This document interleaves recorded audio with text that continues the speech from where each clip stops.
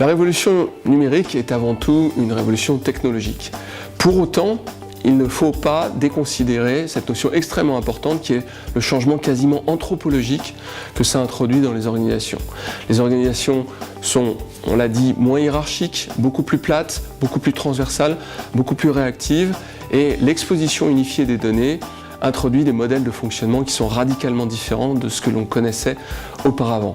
Il n'y a qu'à considérer une entreprise comme Facebook, qui est un campus, qui est une entreprise plate, étendue sur des hectares, par rapport à une entreprise continentale européenne qui est souvent réfugiée dans une tour à la Défense avec le CEO qui se trouve tout en haut.